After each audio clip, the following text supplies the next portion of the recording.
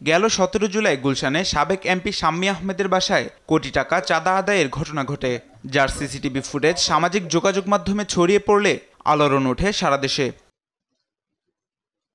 সেই ঘটনায় মামলা হলে 2 আগস্ট গ্রেপ্তার হন বাংলাদেশ গণতান্ত্রিক ছাত্র সংসদের বহিষ্কৃত যুগ্ম আহ্বায়ক জানে আলম অপু। এর আগে একই ঘটনায় গ্রেপ্তার করা হয় মোট 6 জনকে। এদিকে 13 আগস্ট রাতে সামাজিক যোগাযোগ মাধ্যমে ছড়িয়ে পড়া অপুরই এক ভিডিওতে ভিন্ন মাত্রা পায় এই চাঁদাবাজির ঘটনা। 35 মিনিটের ওই ভিডিওতে তিনি দাবি করেন চাঁদাবাজির ঘটনায় জড়িত ছিলেন এক উপদেষ্টা।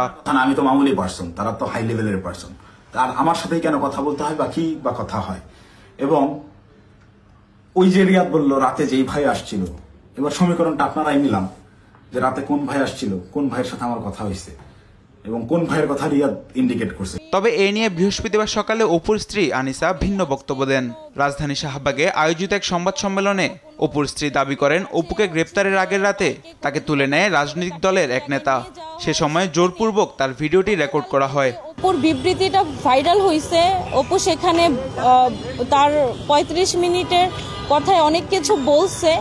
এই বিষয়গুলো কিন্তু আসলে অপুকে ওইখানে রেখে কাটসাট করে একটু একটু করে শিখিয়ে দিয়ে এইটাকে অ্যাড করে একটা ভিডিও কালকে প্রকাশ করা হয়েছে। এদিকে গুলশানের এই ঘটনায় সরকারের কোনো উপদেষ্টা জড়িত কিনা তা খতিয়ে দেখা উচিত বলে মন্তব্য করেছেন বিএনপির স্থায়ী কমিটির সদস্য সালাউদ্দিন আহমেদ।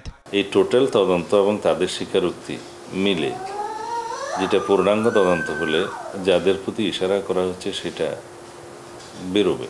এই সরকারের স্বচ্ছতা, নিরপেক্ষতার সততা প্রমাণের জন্য নিজেদেরকে উদ্যোগী হয়ে এই সমস্ত তদন্তগুলো পরিচালনা করতে হবে, অথবা তাদের বক্তব্য দিতে হবে, স্পষ্টীকরণ করতে হবে।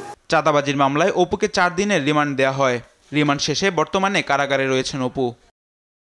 মাহবুব তামিম, দেশ টিভি, ঢাকা।